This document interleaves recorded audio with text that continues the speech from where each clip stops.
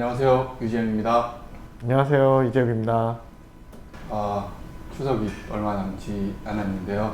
3분기 거의 끝나가는 무렵에 금융시장이 사실 언제나 그렇지만 변동성도 크고 상당히 어려운 시장 중에 하나였습니다.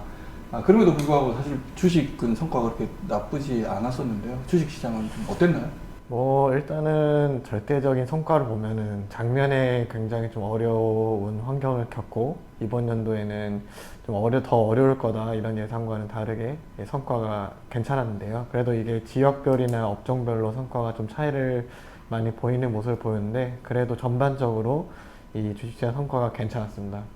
중요한 점은 저희가 이제 근처에 이제 투자자분들 얘기하시면은 시장은 좋은데 제가 돈을 벌었다 이런 분들은 상대적으로 적다고 느낄 수가 있는데요. 그 이유가 이제 제가 지난번에도 말씀드렸지만 시장이 올랐지만 굉장히 소수의 종목들이 이 상승세를 이끄는 시장이었기 때문에 그 소수의 종목들을 보유하지 않았다면은 투자의 성과가 나빴을 수도 있는 좀 어려운 환경이었다고 말씀드릴 수 있을 것 같아요. 그러면 그 주식을 보유하느냐, 보유하지 않느냐에 네. 따라서 성과가 천차만별이겠네요. 네, 아주 좀 크게 차이가 날 수가 있습니다. 예를 들어서 S&P 500 지수를 봤을 때 S&P 500이면은 500개 종목이 편입되어 있는 지수인데 그 중에 약 10개 정도의 종목이 이제 올해 상반기만 하더라도 전체 성과의 90% 가까이를 달성을 했고 그렇다면 나머지 490개 종목은 거의 상승하지 못하거나 부진했다라고 보시면 될 것 같아요. 사실 채권 시장도 그런 어떻게 보면 양극화 네. 그런 게 있었거든요.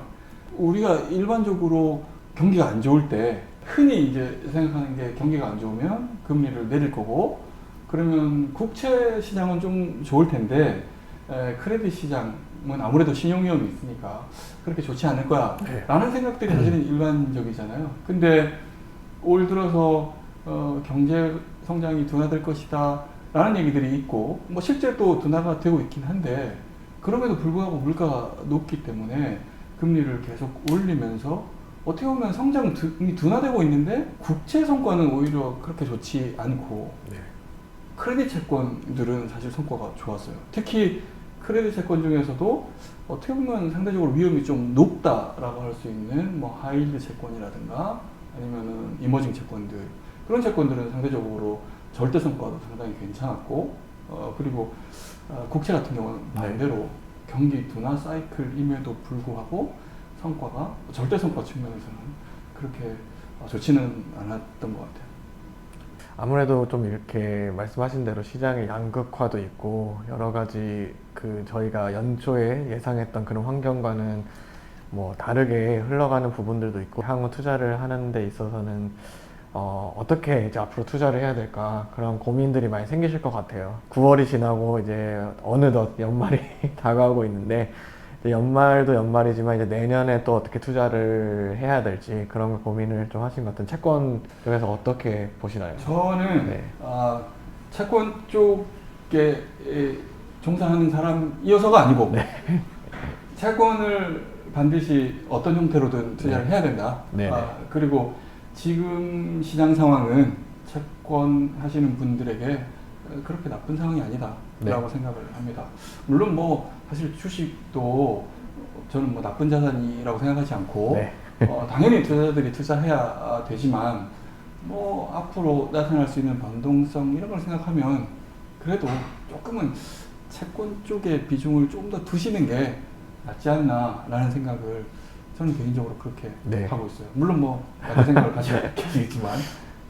근데 주식 같은 경우도 여러 시장에서 이제 자주 들으시겠지만은 이제 경기 침체가 오더라도 생각보다 심하지 않은 연착륙일 가능성이 높다. 아니면은 기업 실적에 바닥이 오지 않았나 이런 얘기들이 많지만 사실 불안 요소들이 아직까지 많다고 저희는 생각을 하고 있습니다. 그래서 말씀해 주신 것처럼 제 생각에도 이렇게 상대적으로 안전자산인 채권을 편입을 하면서도 이 주식에서도 그와 마찬가지로 이 변동성을 좀 이렇게 조절할 수 있고 동시에 이제 시장이 상승할 때 그런 부분들을 캡처할 수 있는 그런 전략들을 좀 사용해야 될 것 같다고 얘기를 드리는데요.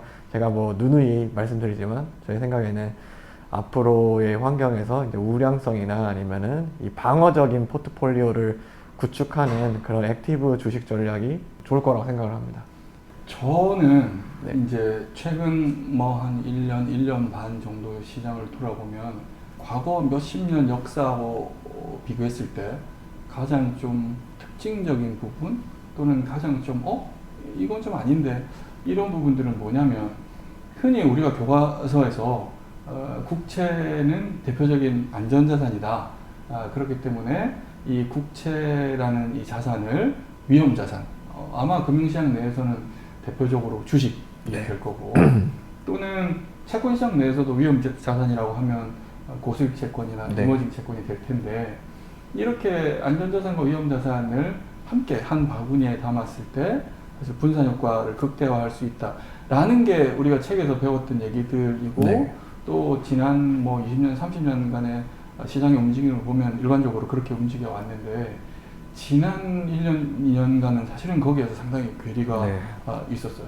투자자들 입장에서는 사실은 분산한다라는 게 내 위험을 좀 줄이면서 네. 성과를 도모하는, 그래서 위험 조정 수익률을 어떻게 보면 좀 극대화시킨다라는 목표가 있는데 오히려 분산하지 않는 성과가 더 좋았거든요. 네. 예를 들어서 올해 같은 경우에 국채와 회사채를 분산하지 않고 고수익 채권에만 투자를 했다든지 네.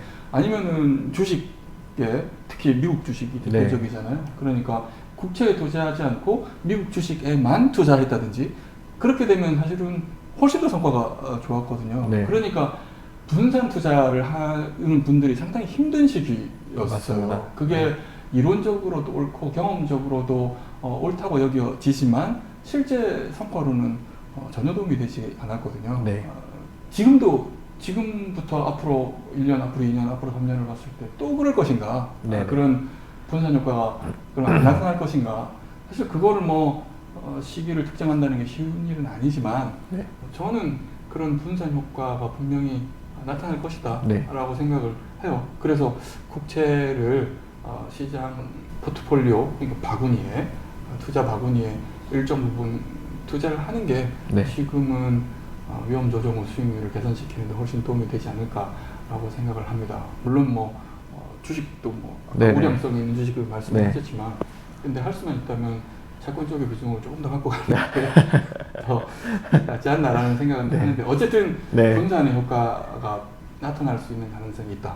또 하나는 이거를 볼 수 있었던 게 올해 초에 미국의 주요 지역은행들, 네. 그러면 유럽의 뭐 큰 은행들의 이슈가 있었을 때 사실은 그때 위험자산 시장이 가격이 크게 떨어질 때 네. 국채 가격이 상당히 큰 폭으로 단기간에 큰 폭으로 올라가거든요. 그런 것들이 결국에 국채의 분산 효과를 여실히 보여준 네. 장면이었고 이런 게 저는 계속 나타날 가능성이 있다라고 생각을 합니다. 네, 저도 이 분산 효과에 대해서는 말씀하신 대로 최근 몇 년 동안은 상당히 어려움을 겪으신 그런 투자자분들도 계시고는 있지만, 전 생각에는 이 투자는 항상 장기적인 관점에서 접근을 하고 시장에 따라가거나 그런 것보다는 이제 개인의 이제 그 리스크나 이런 부분 그리고 목표 수익률에 맞춰져 있는 그런 분산된 포트폴리오를 장기간 유지해서 그런 인내심을 갖고 투자를 하신다면은 최근 몇 년 동안 보시지 못했던 그런 분산 효과가 나타나면서 계속해서 좀 좋은 위험 조정 수익률을 달성하시지 않을까 생각합니다. 채권의 비중이나 주식의 비중은 개인의 물론 그 투자자의 목표 수익률이나 선호도나 위험 선호도나 아니면 네, 내가 가지고 있는 다른 자산의 비중이 어떤가에 따라서 네, 맞습니다. 당연히 그건 결정돼야 되는 네. 부분이겠죠. 마지막으로 이 여담이긴 하지만 주식과 채권이 도대체 어떻게 투자해야 되고 얘들은 어떤 기능을 가지고 있는가를 단적으로 보여주는 게 지난 2014년도 아시안게임에 네. 물론 이게 한 10년 전이라서 사실 기억 못 하시는 분들도 있을 수 있겠지만 2014년 인천 아시안 경기대회 남자 농구 결승전이 남자 농구 역사상 가장 재밌는 경기 중에 하나였어요. 우리나라 한국 국가대표팀이 결국 이란을 이기고 네. 금메달을 따긴 했지만 이란의 그때 센터의 키가 2m 20인가 2m 30 였어요. 크네요. 그래서 이 선수는 그냥 들어가서 손만 움직이면 골이 들어가는 거예요. 2점 슛이 됐든 우리나라 선수들은 야투 성공률이 높으니까 늘 3점 슛을 네. 넣었어요. 겉으로 보면 우리나라 선수들이 너무너무 화려해요. 3점 슛 들어가는 게. 그리고 이란 공격은 너무 단순해요. 와서 센터한테 공 주고 2점씩 넣는 거. 근데 전반전이 끝나고 나서 결과를 보니까 우리나라가 지고 있는 거예요. 2점 슛 그냥 힘없이 넣는 그게 쌓여가지고 3점 슛 멋지게 넣은 것보다 결과적으로는 성과가 더 좋아요. 맞습니다. 그러니까 3점 슛이 화려하긴 하지만 들어갈 때도 있고 안 들어갈 때도 있고, 사실 저는 그게 시장에서 말하는 어떤 위험, 변동성이라고 생각을 하거든요. 근데 2점짜리 슛은 거의 뭐 99% 들어가요. 상당히 안정적으로 인컴을 쌓아가는 거죠. 물론 결과적으로 우리나라가 이기긴 했지만 저는 이 채권이라는 건 결국 그 2점 슛에 가깝다. 네네. 그래서 투자자들 입장에서는 재미가 없긴 하지만 조금씩 계속 축적해가는 과정이다 라고 생각을 하고, 주식은 물론 뭐 사람들이 다 보는 견해차가 있겠지만 약간은 화려해 보여요. 그래서 때로는 멋지게 3점 슛 들어갈 때도 있고 때로는 안 들어갈 때도 있겠지만 2점 슛만 넣는 거에 비해서 훨씬 게임을 풍성하게 해주거든요. 그런 게 약간 조화가 아닌가 맞습니다. 라고 생각을 해요. 그게 사실은 주식하고 채권의 기능? 네. 투자자들이 그래서 왜 채권과 주식을 네. 한 바구니에 함께 담아야 되는가를 네. 보여준다라고 생각을 합니다. 훈훈하게 끝나네요. 네. 이렇게 하니까. 그래서 저 생각에도 이 투자자분들이 올해나 내년에 말씀해 주신 것처럼 그 2점 슛도 이렇게 축적을 하면서 이 3점 슛의 그 확률도 높이면서 최대한 이런 좋은 투자 경험을 하셨으면 좋겠다라고 말씀드릴 수 있을 것 같습니다. 그렇죠. 어떤 좋은 조언을 통해서 네. 3점 슛의 확률을 높일 수 있으면 네네네. 40%의 확률이 아니고 50%, 60%가 네. 되면 훨씬 더 나은 성과를 네. 훨씬 더 쉽게 맞습니다. 경기를 플레이할 수가 있으니까요. 네. 뭐 오늘은 어쨌든 둘이서 함께 하는 형식으로 했지만 앞으로 네. 이런 네. 기회가 자주 더. 있었으면 좋겠네요. 네, 앞으로 이렇게 같이 좀 말씀드릴 수 있는 기회가 많았으면 좋겠고요. 네. 그러면 다음에 기약할 수는 없지만 네. 다음에 모일에 다시 네네. 만나기로 하겠습니다. 알겠습니다. 네, 고맙습니다. 네, 감사합니다.